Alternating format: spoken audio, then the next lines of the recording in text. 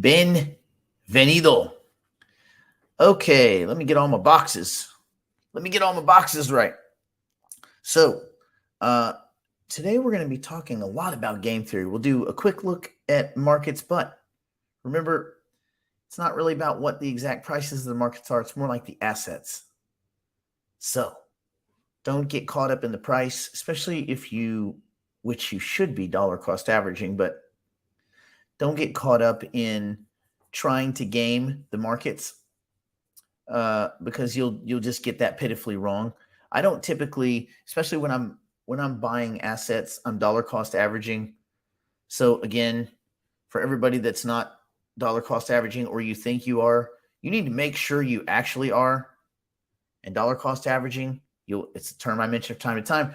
Essentially, it means spreading your investment over a long period of time and investing on intervals, ideally randomized intervals. So what I do is I take whatever amount of currency units I have that I'm going to put into any market, any kind of investment.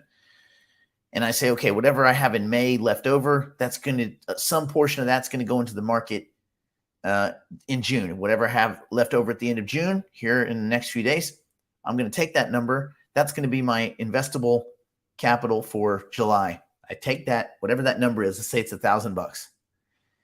I'm going to break it into these kind of random intervals. What I like to do is go about every 5 or 6 days, and that gets me a different day each week, right? So I like 5 days, whatever. But if you were doing, let's say you were doing every 6 days, which would be 5 investments throughout that month, depending on which day you start, it would be $200 per investment, right? 5 investments of $200. There's your $1,000 that you had to invest. That's dollar cost averaging. It's not any more difficult than that. It is only that. But it's important that you maintain some kind of consistency in your dollar cost averaging. Okay, that takes the emotion out of it. So when you're looking at markets and you're looking at assets, I don't really care what the day-to-day price is of the assets that I'm looking at, as long as there is meat left on the bone. That's key. And so you say, what is meat left on the what? So when I go through my 5 T's to determine if I want an asset, because again, I think it could have the chance to reach use, utility, and wide-scale adoption. As I do my 5 T's, I'm looking at the team, the timing, the technology, the tokenomics. And you can apply this to traditional assets as well. You would just swap out tokenomics for fundamental economics. Like you would look into the distribution of equity. You would look into who holds what, insider behavior, things like that. So a lot of this information you can't get in the traditional space as far as looking at equities. You're only getting what they're telling you. And as you know, like every so often, what they're telling you is a big fat lie. That's frustrating. So why I like the digital asset space is you get a more accurate sounding on these things because it's not a bunch of people lying to you.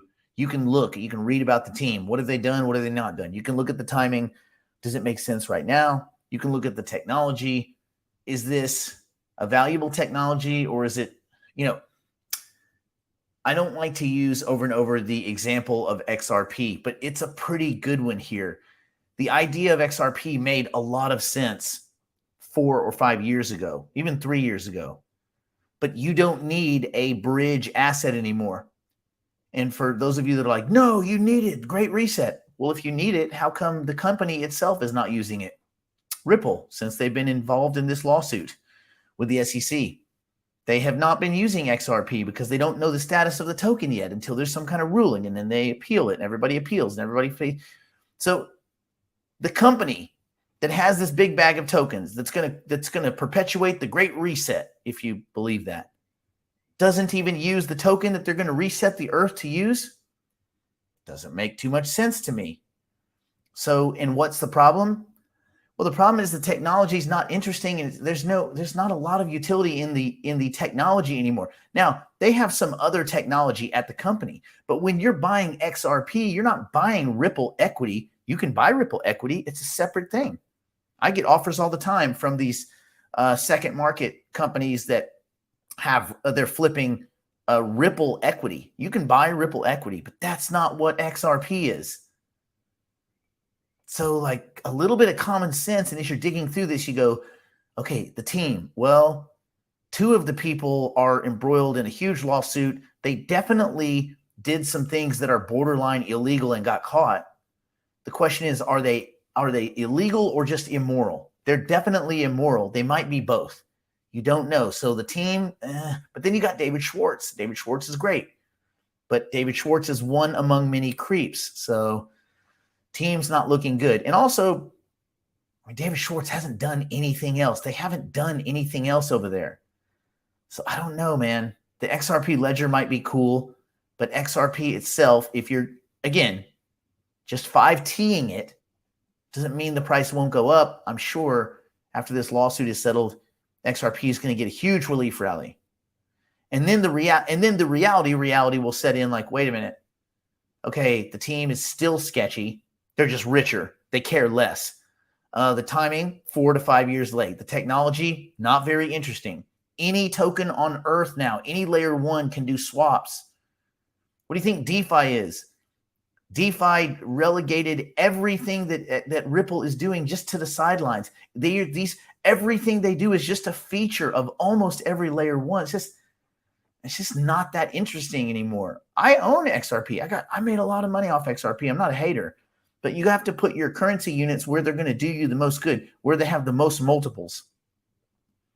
And whatever the great reset looks like, it's not likely to be sitting on top of XRP running through the ledger. And even if it is running through the XRPL, which is very unlikely, it doesn't need the token. You don't need, like people all around the world trading USDT, which is another scammy coin. They don't need XRP to do it. You don't even need XRP to do it on the XRP ledger. God. So technology fail. Tokenomics, huge fail. Had 100 billion. Jeb took a bunch, sold as many as he could get. Brad Garlic Mouth and Chris Grand Larceny, they each took billions themselves. Sold at discounts underneath the market, lied about it, got caught. Now they're in court. So does any part of this feel comfortable to you? No. And then why does the token exist? Well, I would have said to facilitate transactions on the XRP ledger, but it's not needed. You don't need the token. So if you do the 5Ts on XRP, it fails horribly. So again, I score these each by about 5 points. And if I get 18 to 20, then it's an asset that I might buy. Then I'm going to dig in a little bit deeper. And I'm going to say, okay, do they have a cash runway? Well, in Ripple's case, yes, they do. They can sell XRP. They get $1 billion a month unloaded from this escrow that they set up to evade arrest. And they get a lot of tokens. And so $1 billion, right? And $1 billion at 48. So they can sell tokens on a regular basis. And they can fund their business operations, which again looks a lot like a security. Anyway, the value, why do they exist? Well, they do, to transfer currency units back and forth in exotic corridors. I guess you could say, okay, there's a value there, like the value proposition. The direction, the management team, pretty poor, just pretty poor. If you join the Navy, they say the first thing you learn is, I will not lie, cheat, nor steal, nor tolerate anyone among us who do. They fail on that all over the place. I always contended that Ripple, the company, would be in a much better position if they had not fired, but parted ways with Brad Garlinghouse and Chris Grand Larceny right when the indictments happened. Matter of fact, if those guys gave a crap about anyone in the community, the people that made them rich, they would have fallen on their swords. They already made their money. They're already,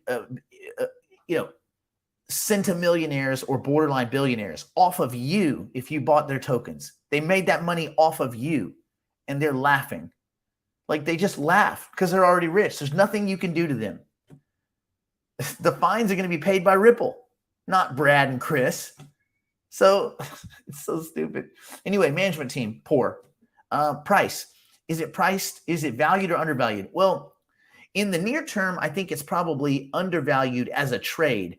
In the long term, I think it's extremely overvalued. I don't think the price of XRP should be above a few pennies, because if it's smooth and elegant for doing cross-border transfers and a bridge asset, which again you don't need, but even if you did need it, if the transactions cost basically nothing, and unless you were transacting the entire pile of XRP every few minutes, there's plenty of XRP to provide worldwide liquidity. Remember, it goes down to 6 decimals.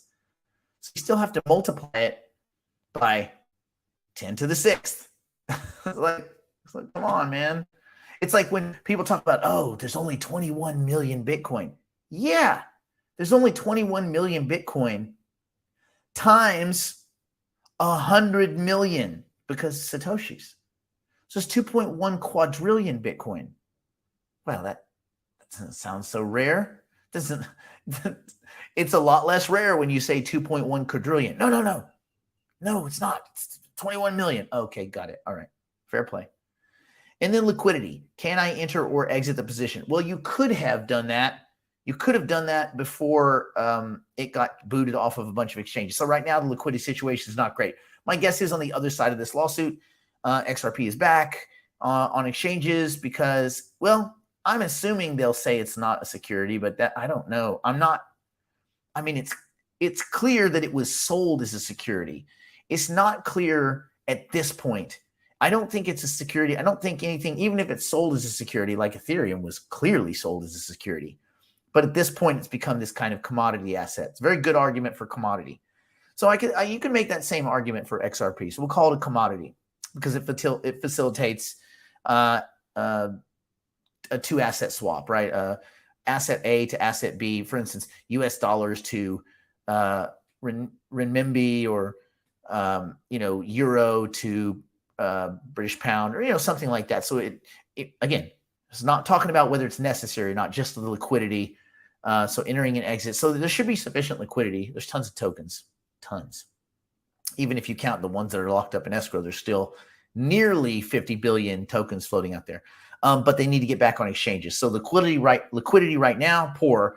But after this decision, my guess is some exchanges will relist the token and you'll get some liquidity back. Doesn't mean the price is going to go up, but at least you'll have some exit liquidity if you had to bounce. And then, is there any meat left on the bone? Well, near term, yes. Long term, I don't think so.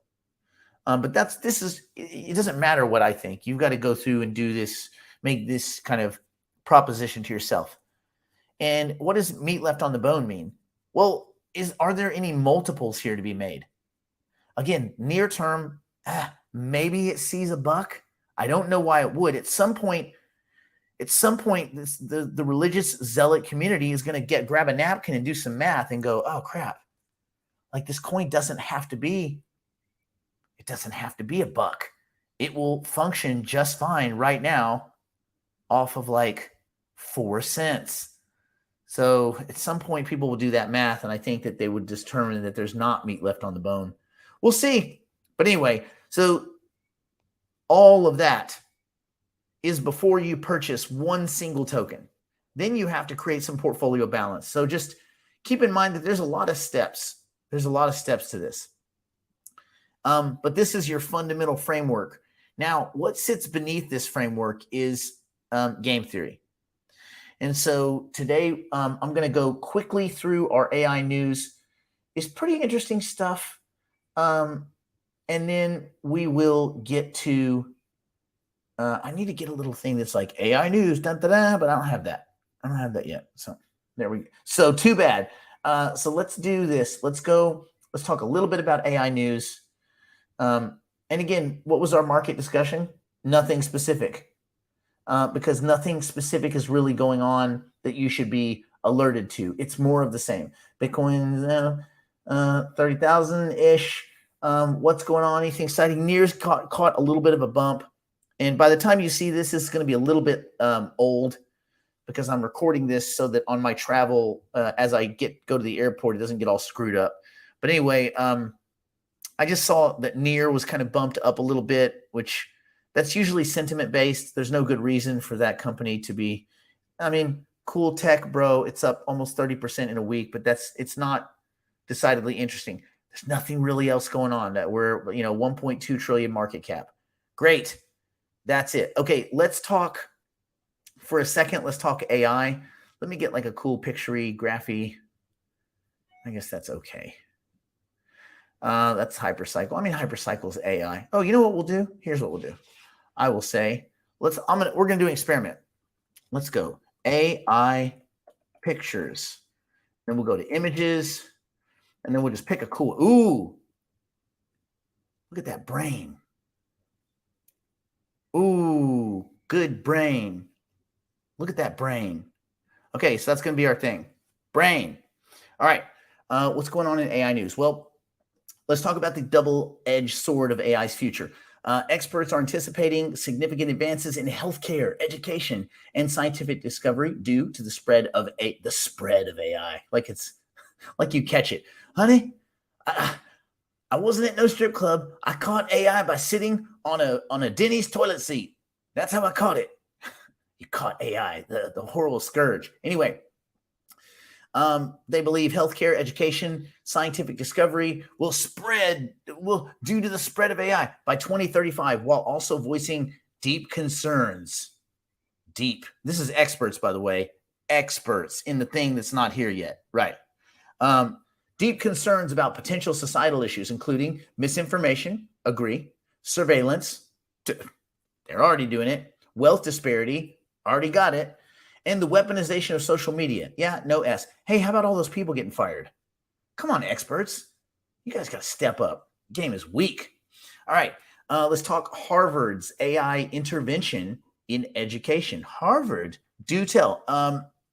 Harvard University is integrating its own AI, kind of a generative AI similar to ChatGPT, into its popular CS50 course to facilitate a simulated one-to-one teacher-student ratio. And this fosters individual learning styles. Why I think this is going to be really cool is because universities are going to have a huge shift that they're going to have to look at. The idea that people don't need universities anymore there could be some pretty good, compelling arguments made for this. And if these universities go straight into the home, straight into the computer or the eyeball of their prospective students, like I know a buddy who just completed 2 master's degrees at Harvard from Texas. Like masters. He has a master's, 2 masters from Harvard, did it at home. He just flew out there to graduate, gets a little stupid flippy cap or whatever. Anyway, kind of interesting. So universities are going to have to go through a pretty substantial paradigm shift if they want to exist. I think, God, it'd be weird, but maybe the University of Phoenix had it right all along. All right. Okay. You know what? It makes my cheesy online degree, my doctorate in the philosophy of religion from the Universal Life Church. It makes that seem a lot less bogus, but it's still bogus. Although, because it's a religious organization, I can put it on my driver's license. Dr. Nick Black.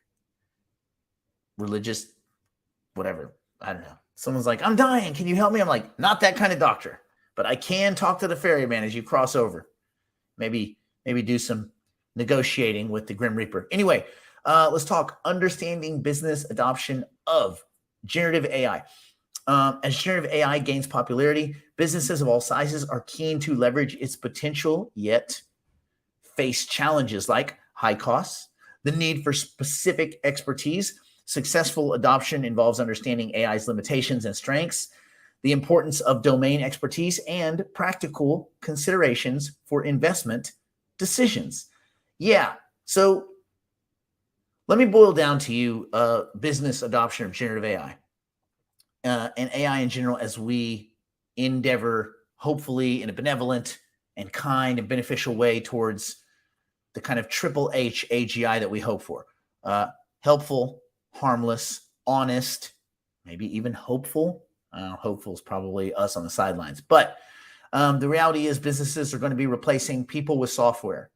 But the first phase shift, I think, is going to be people leveraging AI software.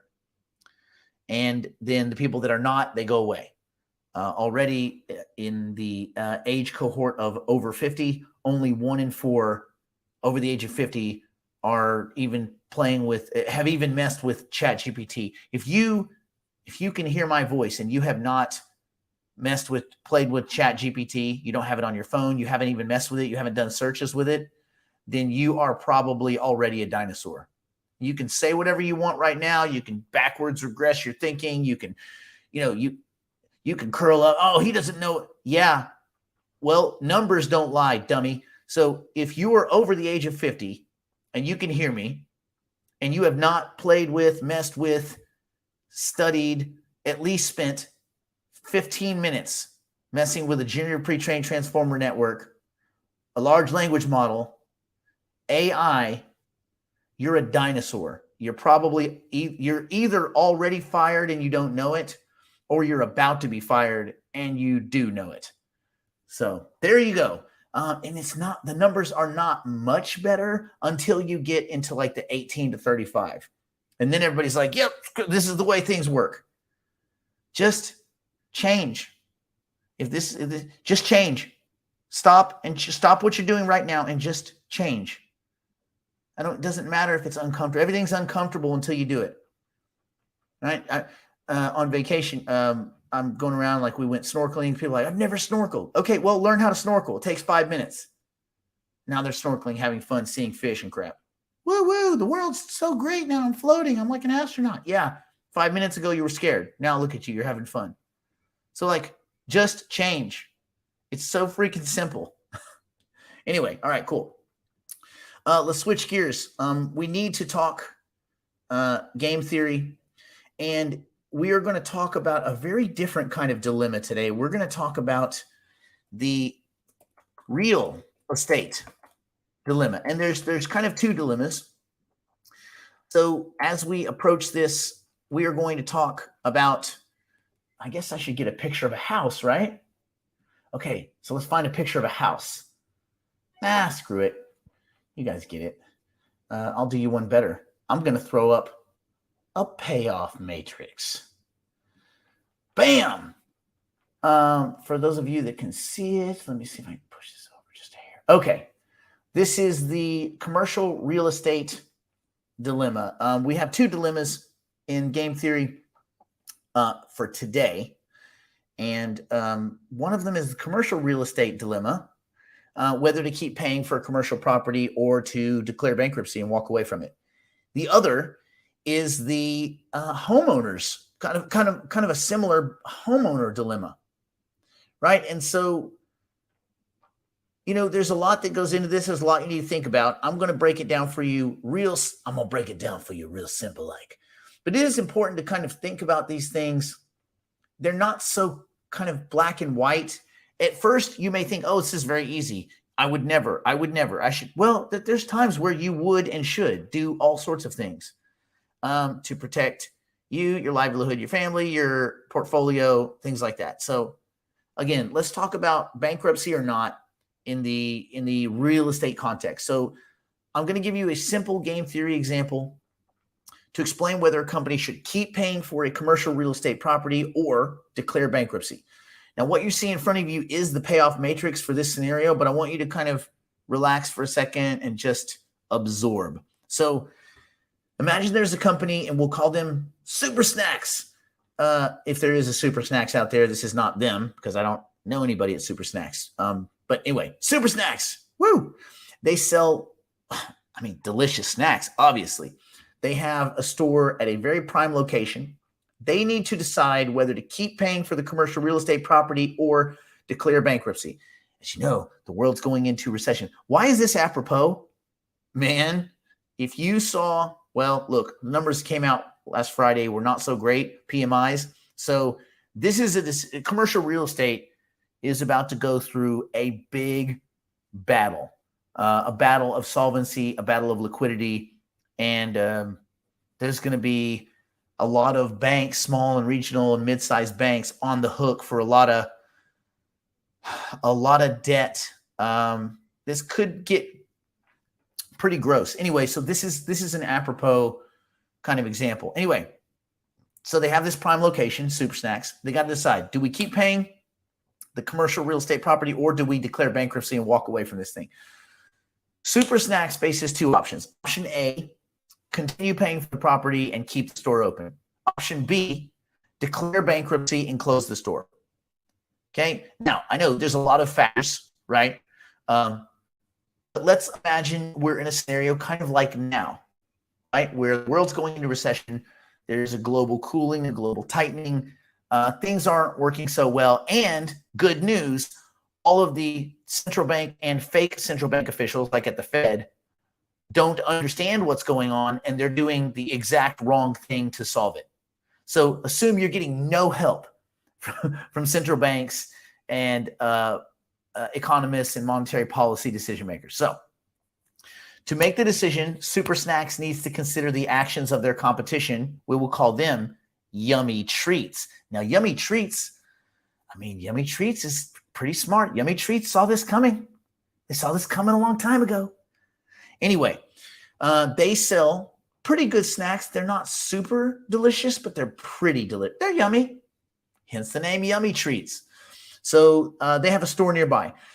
If Super Snacks decides to keep paying for the property, they're going to hope that customers will choose their store over Yummy Treats because of this prime location, but they're paying a premium for that. If Yummy Treats sees that Super Snacks is struggling and might close, they might lower their prices and offer more discounts to pull more of the people away from Super Snacks to ensure their demise. And then once they're gone, they could bring their prices back up. On the other hand, if Super Snacks, I prefer Super Snacks, I think they're more delicious, decides to declare bankruptcy and close the store, Yummy Treats will be the only snack store in that area. And now Basic will be premium because all there is Basic, right? Was it in the land of the blind, the Cyclops is king? So this could lead to an increase in customers for Yummy Treats since they no longer have any direct competition with Super Snacks. Super Snacks closed down. So the game theory here is about understanding the possible actions and reactions of Super Snacks and Yummy Treats. Now, yes, we have the backdrop of a global depression, all this kind of stuff. But even if you reduce all that, even if you forget about that, you can just look at the strict competition and say, man, if Super Snacks gets beat up a little bit in the markets, if some macro factors don't go their way, they got to decide, they have to consider, how will their decision affect Yummy Treats? How will Yummy Treats respond? And it becomes a strategic game where each company tries to outsmart the other to attract more customers. Ultimately, Super Snacks should analyze factors like their financial situation, global market conditions, the potential response from Yummy Treats to make the best decision. They need to consider whether there are advantages of keeping that prime location and whether that outweighs the risk of the increased competition from Yummy Treats, whether they can run that prime location as a loss leader. You see this a lot in Los Angeles. You see companies open up storefronts that are losing money. They're lost, but they have to maintain the presence. They have to maintain the look, right? That cachet. So there's a lot of things to factor in. Part of that could be a loss leader, but you apply it to marketing. Anyway, when you look at the game theory involved in this, when you apply game theory, Super Snacks can evacuate their prime location, or they can stay. Yummy Treats may or may not be a beneficiary, but the team at Super Snacks, they can look at all of these possible outcomes and make a decision that maximizes their chances of success or at least minimizes their loss. So if we break it down, let's consider the payoff matrix, which is what you're looking at, and analyze the situation between Super Snacks and Yummy Treats. So in this matrix, this is called a payoff matrix. And I didn't plus or minus this one. I'm trying to keep this one a little bit simpler and just keep it more theoretical. But you could ascribe points to this. So we'll consider the payoffs or outcomes for Super Snacks and Yummy Treats based on their decisions. So let's assume there are two possible strategies for each company. Super Snacks can either keep paying for property or they can declare bankruptcy, while Yummy Treats can either maintain their current strategy or lower their prices. So even though Yummy is like a second tier venue, they've been a little bit smarter. They have a little bit more leverage. Yummy's not looking at going out of business. Yummy's looking at maintain the current strategy or lower prices to vampire away clients and ensure fatality, ensure the death of super snacks so they can be the last one standing. Does that make sense? So this payoff matrix, you can see it's in two columns. You have Yummy Treats maintaining their current strategy or lowering prices. And then on the left-hand side, you have super snacks, and they can either keep paying or they can declare bankruptcy. And this payoff matrix, in the matrix, each cell represents the outcomes for both super snacks and Yummy Treats based on their respective decisions. A lot of times, these payoff matrix will just have +1, -5, +3, whatever. Just reduce it to points. But in this example, I want you guys to reduce it to theory. So we'll focus a little bit more on theory and less on a point structure. You can ascribe points to any of this, but this is based on each one's decisions. The payoffs are subjective, and they can be assigned numeric values based on each specific situation. Again, let's consider them as high profits, moderate profits, low profits, or no profits. So here's how we interpret the matrix. If Super Snacks decides to keep paying for property and Yummy Treats chooses to maintain their current strategy, Super Snacks may enjoy higher profits while Yummy Treats could have moderate profits. This is kind of a status quo. The thing is that in Super Snacks situation, they may need high profits just to break even, right? Because they're paying a bunch on rents. They're paying really high rent. So next scenario, if Super Snacks keeps paying for the rent at this prime location, but Yummy Treats lowers their prices, then Super Snacks may have moderate profits, but Yummy Treats might also reduce their profits to a lower level. So Yummy Treats may end up losing out trying to go to war, right? But they may also lower prices and force Super Snacks to a situation where they might have to declare bankruptcy. So then you say, okay, well, crap. If Yummy Treats lowers prices and Super Snacks takes that big of a hit, then Super Snacks is going to have to declare bankruptcy regardless of Yummy Treats' strategy after that point, because there's a point where Super Snacks will say, that's it. Like, we're busted. We're broken. So that point where Super Snacks may declare bankruptcy, Yummy Treats' strategy is no longer important. Once they say that's it, pull the plug on grandma, then that's it. Super Snacks won't make any profits. And Yummy Treats, for a small amount of time, might make no profits. But at that point, they can kind of do whatever they want. So the payoff matrix helps both of these companies evaluate their potential outcomes of these decisions and the possible response from their competitors. And they do this by considering the payoffs associated with each strategy or combination. Again, you could ascribe points to this, but this is, again, go through the theory in your mind of if A does this and B does this, assuming that A will do that, and A does this, assuming that B will do that, because they assume they're each rational players looking to maximize their payoffs. Payoff maximization. Does that make sense? Okay.